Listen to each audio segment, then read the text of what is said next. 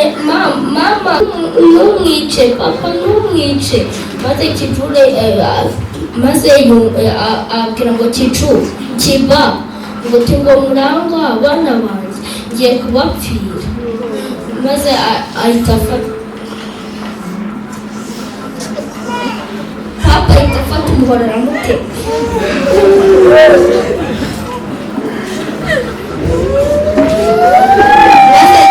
kera arahageze kera n'abanje areba kijuri maze abona gutema mama maze afata umutwe ahita atema twawushyira mu ndobo.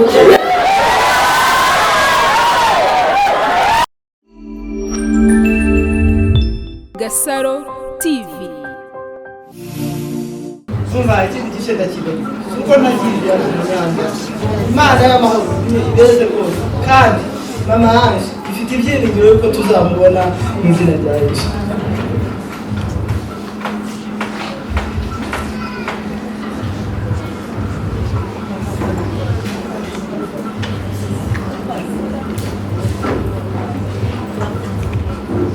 Mwaramutse murakoze kuba mumpaye mikoro ngo mubwiye ubuhamya.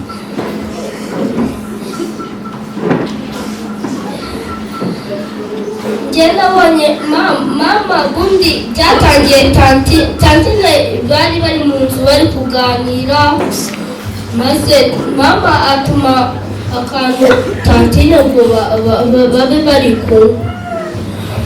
Tantine aragenda arakazana baranywasha isaha zigera saa sita maze papa barakomanza araje arinjira yari afite n'agafunguzo nyine ko ku gipangu maze araza arababwira ngo ati mbona n'iyi saha ntabwo mwari mwaryama maze Jeanne ababwiye mama ngo ati ngo dufunge tujye kuryama ngo adakomeza kudutera amagambo menshi maze barafunga bajya kuryama. Bigeze aho ngaho papa sinzi ikintu yabwiye mama maze papa aranamubwira ngo ati ngo fungura ndye igifenesi. Arinjira arakirya atangira no kugikata njye mba ndakoroye nakoroye kabiri maze abaranyumvisha ahita ambwira ngo ati ngo nso ngwino nguye ku gifenesi maze ndaza arakima akazambwira utugambo ngo ati ngiye kugenda ngo kandi ntabwo muzongera kumbona njye akazamvuga ngo ati ngo hoya ngo papa hoya ngo ntugende maze araza tujya kuryama. Yaraje nyine mu buriri bisanzwe yazaga akaryama mu cyumba cyanjye ari kunganiza yabona atsinziriye akagenda. Maze araza arambaza ati ufite abavandimwe bangahe? Ndamubwira ngo ati mufite abavandimwe bane. Ngo inde nande ndamubwira ngo tubarimo Ange njyewe Kivacu na Curi. Arambwira ngo ceceka wa gicucu ngo ufite abavandimwe bane harimo Kivacu, Curi, wowe na Burayani. Arambwira ngo ati suzi Burayani? Maze mama araza yaravuye kuganira na ba Kivacu araza agiye kuryama maze batangira gutongana kuri Ange. Njye nakabumva kuko njye ntabwo nari nasinzira neza bakazaba batongana nakabyumva ariko nakabihora kuko nari nzi ko bitangira kuri urwo rwego wenda rwo gufata umugore. Maze papa yari afite igicupa mu ntoki cya rikeri ari kunywa. Noneho mama baramubwiye ngo ati ngo ngerega ngo humura byararangiye umwana sinawufuranye aho ngaho se. Papa aramubwira ati ngo nyine mbwira uriya mwana afite uwuhe umuryango we ni uwuhe?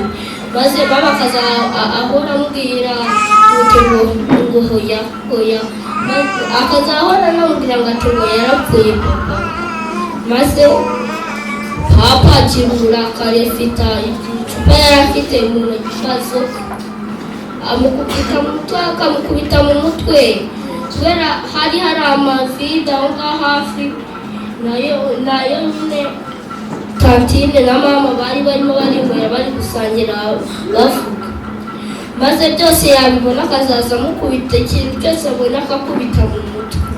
Maze njyewe ngiye kubatabara buri icyo nkora, telefone ya mama niba yari iyo yikubise hasi, hari telefone papa yari yasize telefone yiwe ku buriri bwanjye. Maze nimba ari iya mama yavuye imbere ihita nyifata, iyo nari mbonye itanaga mu buriri, nimukanga ngiye gutabaza nambaye n'ibirenge, ntabwo nari kugenda mvuga ngo ndambara inkweto kandi wenda nari gusanga byarangiye. Ndimukanga ndagenda ngatabaza, abantu natabaje bwa mbere ni abahungu babiri baryamaga ruguru, ndongera ndazamuka njya gutabaza ba mama bamushaniye. Maze njya gutabaza na Nuza na Jani w'umupangaye kandi uriye. Maze baraza, maze njyewe nahise nguma ruguru ndimo ndahagira, nsubiyeho nsanga birarangiye. Papa none waratangira aravuga nyine papa yabanje kumukatanga kubera mama yagiraga intege. Mama yari yamwihoreye kubera atari azi ko byagera kuri urwo rwego, mama yamurushaga imbaraga. Yarabanje nyine atema ahangaha kugira ngo amushe intege, maze yumva kibaju. Maze kijura yarabwira ngo papa ntumwice, papa ntumwice. Maze kijure maze abwira ngo kiba ngo ngo murangwa abana banjye ngiye kubapfira. Maze ahita papa ahita afata umuhoro aramutema.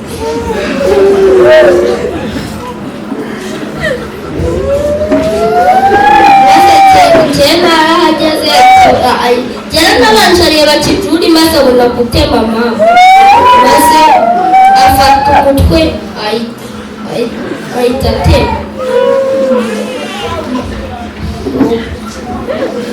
Twawushyira mu ndobo.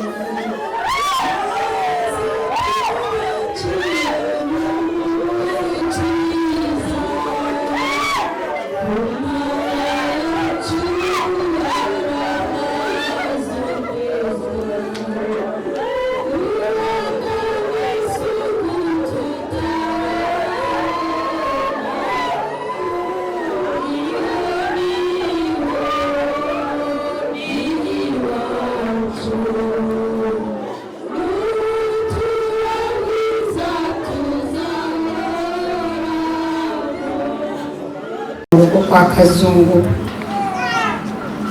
ahari yatemaguye. Igihe tukimutegereje, bavandimwe mukomere kandi mwihangane. Abo bana ni abacu kandi ni ab'igihugu. Buri wese abigira ibye. Mu gihe Jeanne ataraza, twaba twakiriye Fideli uwo mu muryango wa Suzana. Buriya Jeanne nawe aracyabasha kwiyumvamo akabaraga no kugira abashe guhagarara imbere y'abantu. Murakoze, ntabwo byoroshye guhagarara imbere y'abantu bangana gutya, umuntu akagira icyo avuga kuri mushiki wanjye. Ntabwo ari ibintu byoroshye, ariko Imana yagenda idufasha umuntu akabasha gukomera. Ikintu rero navuga kuri mushiki wanjye, namuvugaho ibintu byinshi. Yari umuntu ugira urukundo kandi akagira ubutwari n'umurava.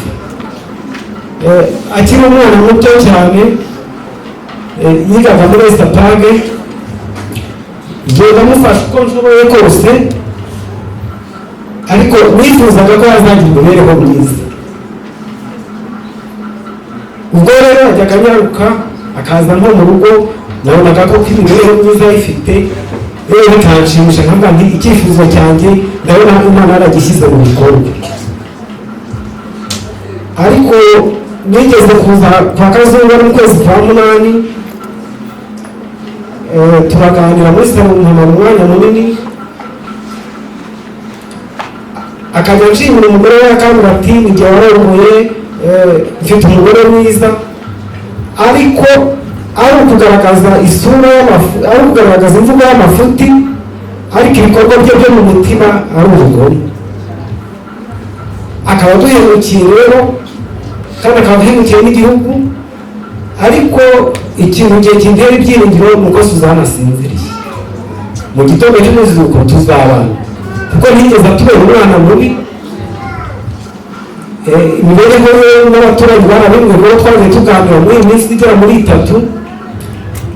Uvuga ngo umugambi wa Kazungu ni ukugira ngo asibanganye isura ye, ariko kubera ko yabyaye afite abana afite umuryango, ntabwo kusibanganya isura ye icyo cyo nticyashoboka. Soza rero ndashimira abaturage badufashe mu mugongo, ariko nkanaga abantu b'abaturage bari mu mashambure azengurutse aho ngaho kugira ngo umuntu atake babyumyeho. Rwose nkaba bagaruka ku bagabo ndetse n'abagore, niba harimo ibibazo byinshi, ariko tujye tugerageza kwihanganirana, he kujya hagira umuntu ugira isura mbi ya kinyamaswa ngo arebe guhemukira abashakanye ndetse anamwica. Ngereje aho ngaho rero, buri wese uri hano Imana imumugisha.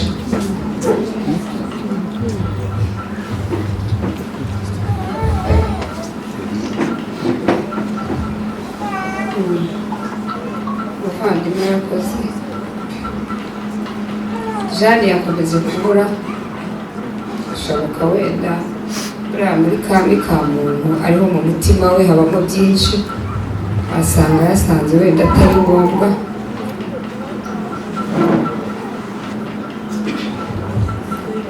Ashobora kuba bari bagiye kumureba, ashobora kuba ataragera hano, ariko mu gihe ataraza, reka twakire mama bose. Arazana n'abana ba mama Ange cyangwa ba Suzana, bahagararane hano aduha ubuhamya bw'umwanya mutoya twakira bwa Jeanne. Abana bose baza.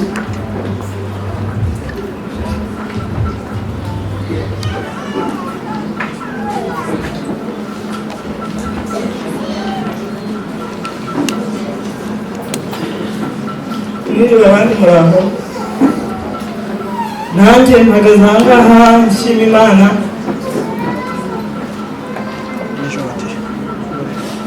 Ni ukuvuga ngo uyu mubyeyi mama yaje ni murumuna wanjye wa bucura. yari umwana yasinzi yewe cyane sinzi ukuntu yabona mvuga.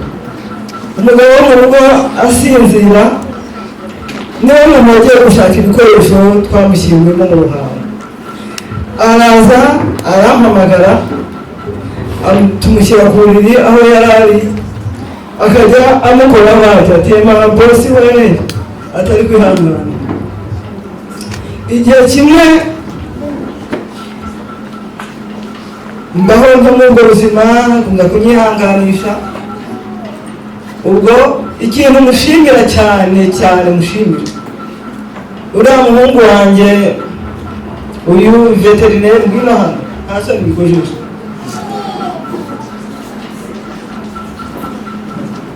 Uyu mwana mureba yarayo amaze gukora ikizamini cya leta gisoza amashuri abanza ya tureba.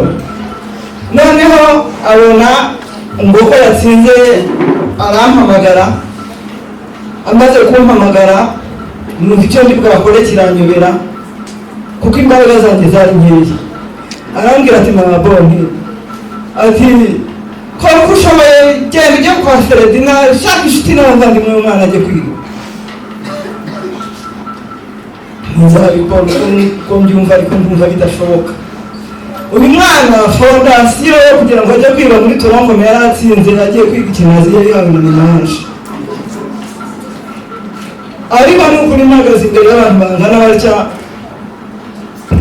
mama Ange abana be bose afite, umva nawe muzi ubutwari. Aba bana urabona ndashaje ariko ikintu yasize bizacyuse ufatanyije n'abavandimwe. Kandi nongeye gushimira leta y'u Rwanda yuko ihora ireberera abantu. Jye nari mfite icyizere muri jye, ariko Papa Sabine yambwiraga ati nta cyizere mfite cy'uko Kazungu azafatwa. Ati kuko Kazungu ni umuntu umenyereye ingendo w'akagegera uhora agenda, ati ahantu yaciye ntaho hazi. Nariko ngiye mubwire Papa Sabine niwe wampamagaye saa 8:40 amaze gushira mu mwuka. Igihe icyo ngiye gukora nta kindi, ngiye kumugira ku mafi. Kazungu agomba gufatwa. Mfata moto ndaza nsanga nansize mpagarara ku muhanda. Ariko reka mbabwize ukuri, Imana yacu n'urukundo. Mama Ange ntacyo mushinja n'umwana wanjye wo gucura, yarangiraga inama nkanamuseka nkamubwira ariko se burya igi ryahannye inyoni.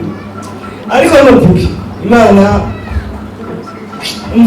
iri mu ijuru irebe uko agiye azaherekezwe n'ibikorwa bye.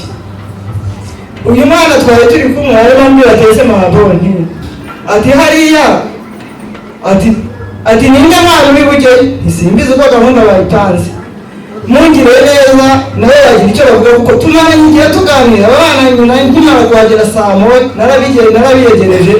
Niba yaje kubajyana Jean Marie yari yohereje twabone kujyana turaganira, nabo bafite icyo bagomba kuvuga. Enda wicare. Ariko none igihe bataragira icyo bavugana, hari akaririmbo nateguye naririmba kugira ngo namwe mwumvireho. Igihe kirageze ngubizera wese amenye urubanda kwe kubamo, kuko imeruka iratweye cyane, ngaho buri wese bisuzume. Nimuhumure Yesu yanesheje, nimuhumure Yesu yasize urupfu, nimuhumure tugiye gucungurwa, nimuhumure tugiye gucungurwa. Nimuhumure Yesu yanesheje, nimuhumure Yesu yasize urupfu, nimuhumure tugiye gucungurwa, nimuhumure tugiye gucungurwa. Nimureka bisi bikorera ibyabo, kuko bakora ibi wanyanyira ibyabo. Ubu ni igihe cyo kwitandukanya nabo, kuko ibyo byose byarahanuwe.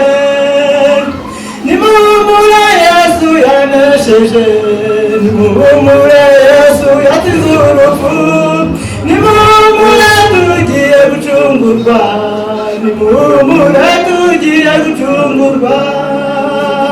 Nimuhumure Yesu yanesheje, nimuhumure Yesu yatsinze urupfu. Nimuhumure tugiye gucungurwa, nimuhumure tugiye gucungurwa.